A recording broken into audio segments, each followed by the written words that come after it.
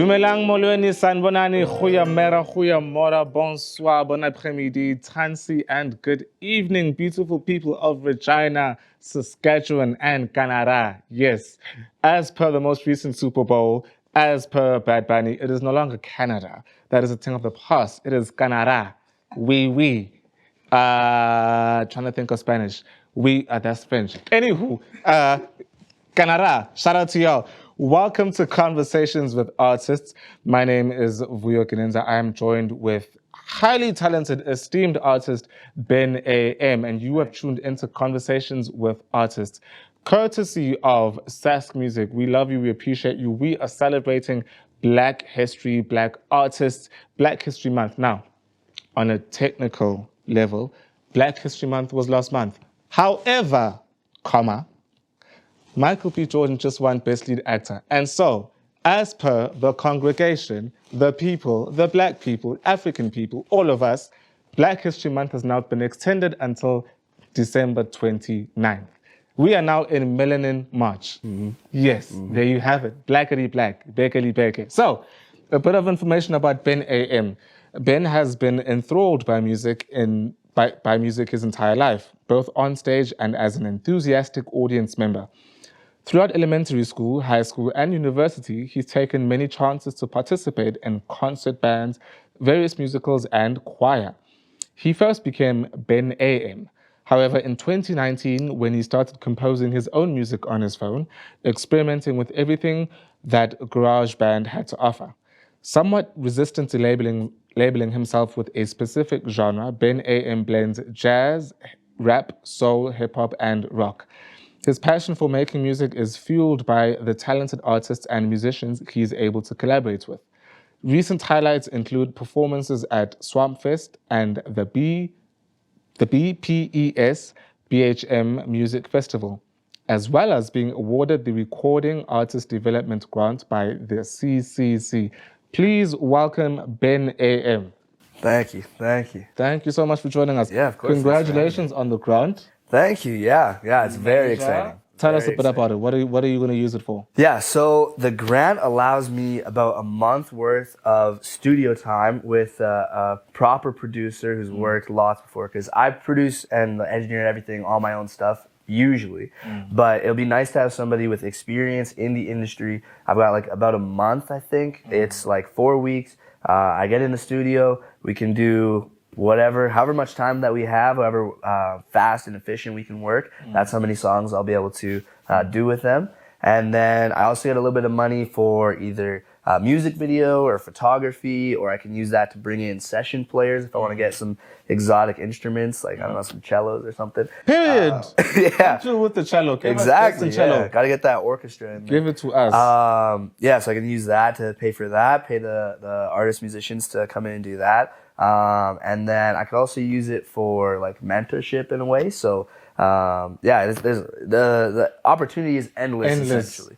I could do whatever my heart desires. So Period. We'll see what happens. We'll see what we can do. But, I'm really excited for that. Hopefully, fingers crossed, we'll be able to get the product out, get the album finished for the summer. That's the goal right now. We'll get to the album. Yeah, all right. We're on our way there. Perfect. In the meantime, congrats on the grant. I just got my first grant, and I can relate to just some of them questions and the writings and the essays. Anyways, shout out to CCC. Shout out to all the grants people. We see you. We need you. We appreciate you. Give us more money. Yes. Anywho, so I'm gonna take a few steps back into kind of your childhood. I'm curious to know, growing up, what was your relationship with music and what kind of music was playing in your home? Perfect, yeah. So music was like a best friend to me when I was younger. So I remember I'd get home from school, immediately I'm running to the TV, I'm turning on Much Music. I'm watching all the music videos. As soon as there was no longer music videos on there, I'm going to the home computer, I'm putting on as many music videos as I can. I'm going to, you remember Vivo? On YouTube? Oh, wow. Yeah. I was big into Vivo. Yeah, big into Vivo. For those of you who don't know what Vivo is, let's get into it quickly. Vivo was like a tiny kind of like a stamp sticker at the bottom of a YouTube video, which is how you knew that the music video was actually authentic and came from like the artists themselves and not some fan-made stuff. Continue. Exactly, yeah. So I was on there. I remember I would just watch music video after music video after music video. I remember, I don't know if you've seen Aha Take On Me. Not familiar with. You gotta check it out. It's really cool. It's like the guy like jumps into a comic book. I don't know. It's crazy. I don't know how they did it back in the day. It's from like the 80s. Maybe. I don't know. Maybe 90s. Anyways, it's a great music video. That one, I would watch Thriller. Surely you've seen Michael Jackson's Thriller. Yeah. That one I've seen. I watch that all the time. Touch the Sky, Kanye. I watch that one a lot. What else did I watch? Pretty much anything I get my hands on. I was just watching the music video over and over and over again. I'm a Bee, Black Eyed Peas. I don't know if you've seen that video. Favorite Black Eyed Peas video. I straight up thought it was just the Transformers movie. It could have been. I thought it was just that, like a continuation of it. I'm a Bee. Yeah. Don't get me started. Anywho. Great one. Yeah. So music was my best friend. There's always music on in the house, and ever since I was little, I've always been like, I'm shocked I don't have an AirPod in right now playing music, But my mom, she definitely put me on. She put me on, got my interests very diverse. We had, Shakira going on in the background. Yore, yore, yore. Exactly. Yep. We had a little, we had Beyonce in there. We had Kanye. We had the Black Eyed Peas, lots of that. We had, Fergie's own stuff. And then what else do we have? She also was really big into that, like, new wave kind of UK grunge kind of stuff as well. So there was some New Order, NXS, The Police, and then she's also really avant-garde as well. So she was playing things like Bjork and all stuff like that.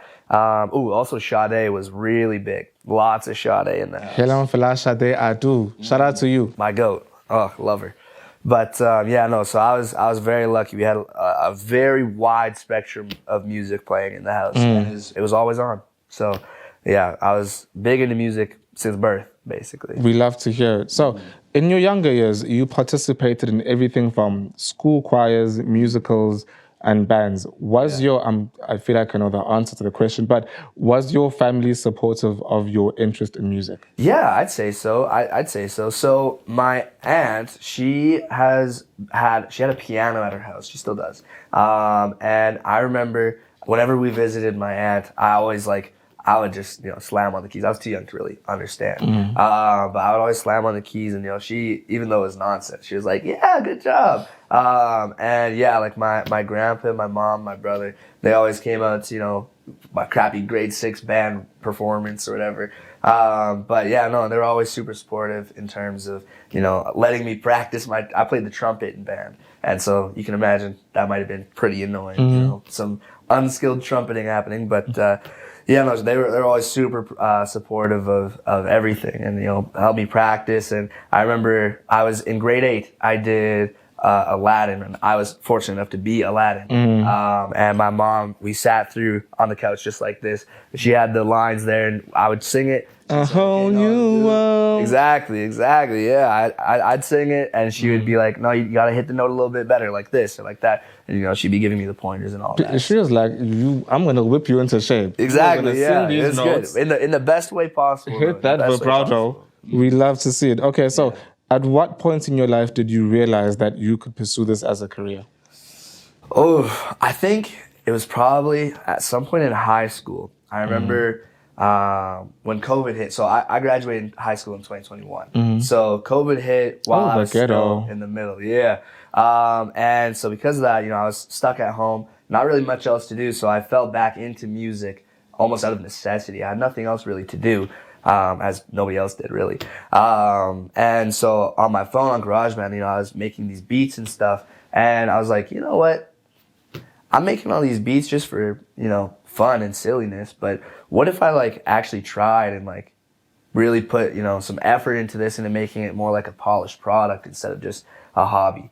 And so ever since then, I moved in with my friend Isaiah, and he had FL Studio. And he was also doing similar things. So I started on the production side and he started more on the writing side. So we came together and kind of sharpen each other's, weaknesses up. And we started producing more and more together, writing more and more together. I eventually got a MacBook, and that led me to use Logic, which is basically like GarageBand's older brother. It's so much better than GarageBand. But because I had so much experience with GarageBand, I was able to use Logic almost to its full potential. There's always more to learn. But yeah, so through that, then I was like, okay, well, you know what? Why don't I just put something out and see what happens? And then in 2024, I was like, you know, Black History Month, they were like, hey, Sass Music, we got a video series we're going to put out. We're going to record some stuff. Apply. And I was like, why not? Let's try it out. Let's try it out. Let's put my name out there. And then, you know, from there, it was barbecue chicken from there. That's what I say. I haven't heard that one before. Come again? Yeah, it's barbecue chicken from there. Okay. Yeah, it's, okay. That's a little pop culture for you. For the there kids. you go. Me and Google are about to become acquainted. There you go. It's a great video. It's a great video. You'll love it. So, as an actor myself, it took me a while before I was confident enough to call myself an artist and state that I do it as a profession. Right. Not as a hobby. Right. When in your career did you feel confident enough to state that music was your profession, or are you still on your way there? I think I might still be on my way there because I feel so just like small sometimes, you know, where it's like I can play a lot of instruments like all right. You know, I'm not gonna say I'm the best at anything because I'm really not. I'm surrounded by so much talent in my friends, and like even the instrument that I'm the best at, like I would say is the bass guitar. Like then I've got my guy Jacob Bjorns, shout out Jacob, who's like insane. I don't know, it's like it's a part of him. He's so good, and so like I don't know. It's hard to say like because on one hand it's like okay, well you know I've performed on some really cool stages with some really cool people, and you know I've had the pleasure and the great opportunity of doing all these cool things through music, and music's opened all these doors. But at the same time, it's like I'm just me, you know. So it's really hard to say honestly. Yeah, I'd say I'm still working. I'm still working on building up the courage and the confidence to say, okay, yeah, this is my profession. But yeah. I will say this, and this probably, because there's a small age gap between us, it will come eventually, because I was very much in that spot. And it also sucks, especially when you are in that spot. And in as much as you may have your day job and you've got the thing that's going to keep you afloat financially, you are also seeing that maybe your peers and colleagues are ascending at lightning speed, and this one just got a new job, that one got a new house, that one got engaged, this one's on baby number 2, and you're still, you're in your bedroom, basement, whatever the case is, running lines or in the studio, whatever the case is. It will come. I know people in our age group. I have a friend who's round about your age, Peace Arkinsider. Hey, Peace. Hey, babes.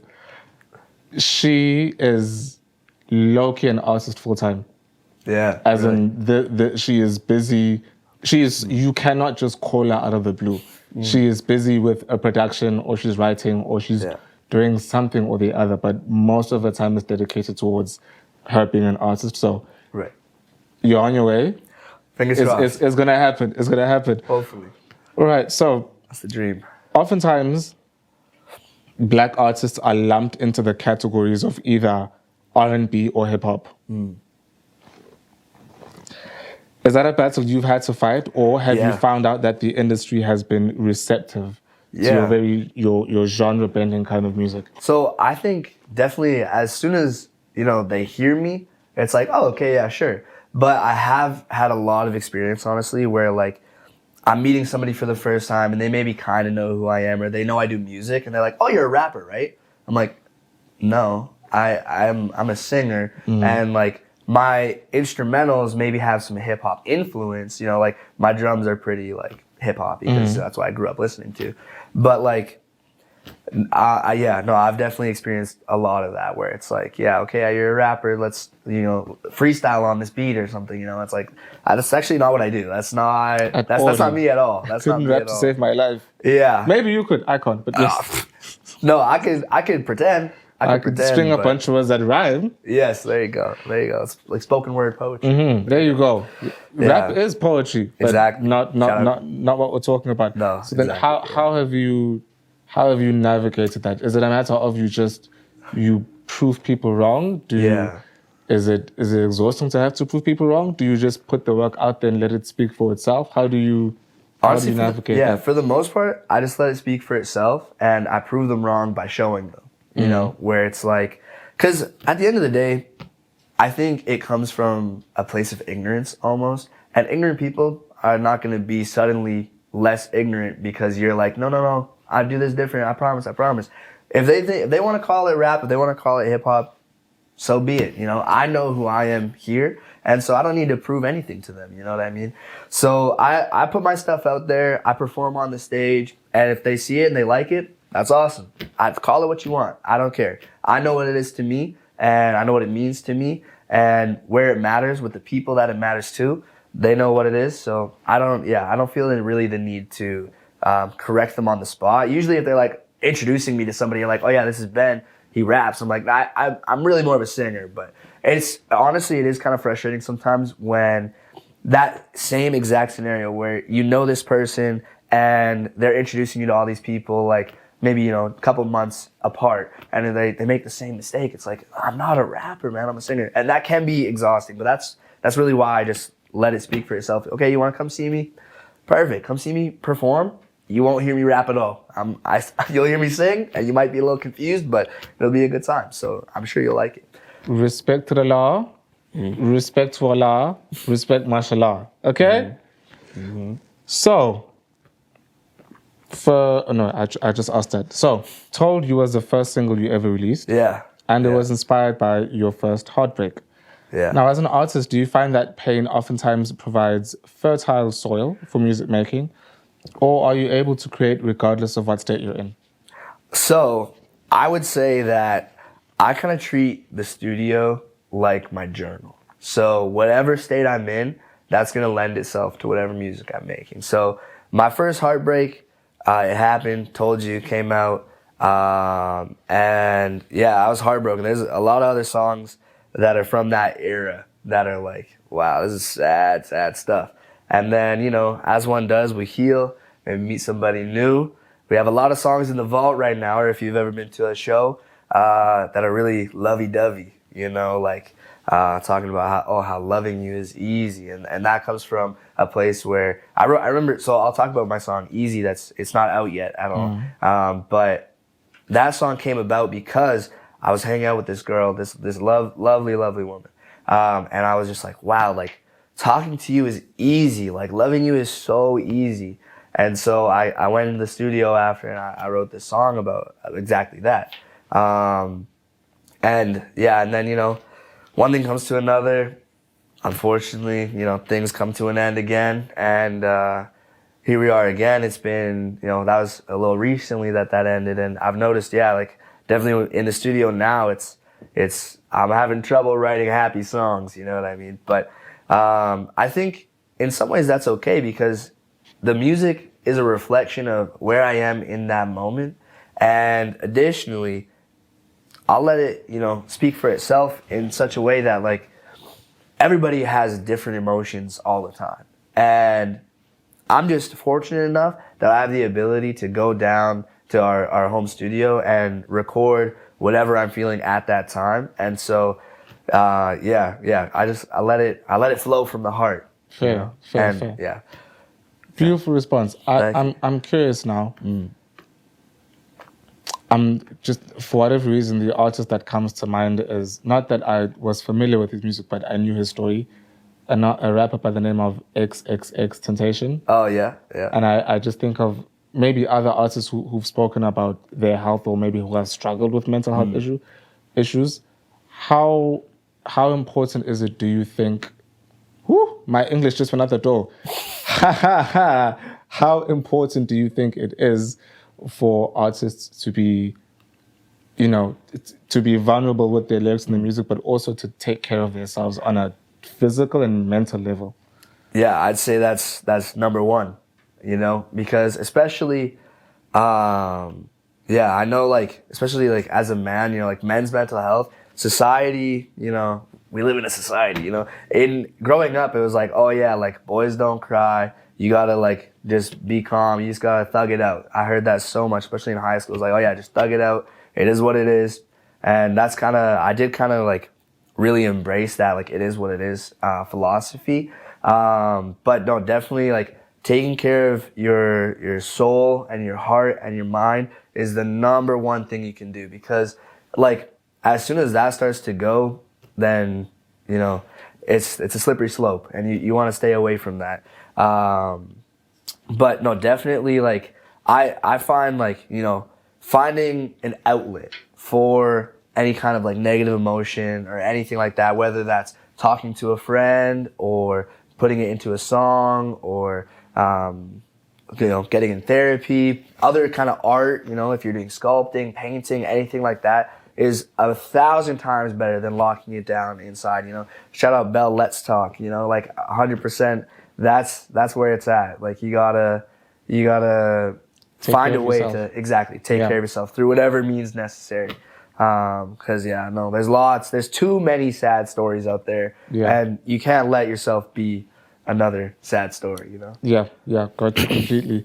Right, so I'm gonna move along quite swiftly. You've collaborated twice with artist Zajian. Yeah. Can you talk to us about your professional relationship with him? Yeah, so that's my roommate. We've so the professional relationship started. I'm gonna tell a funny story. Go ahead.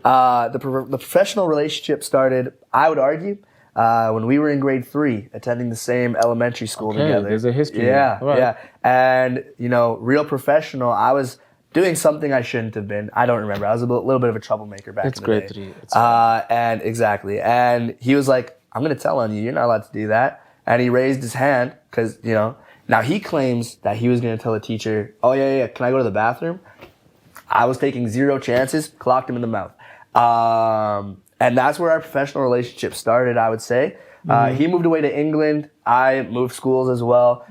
In high school, grade 9, somehow found our way back to the same high school.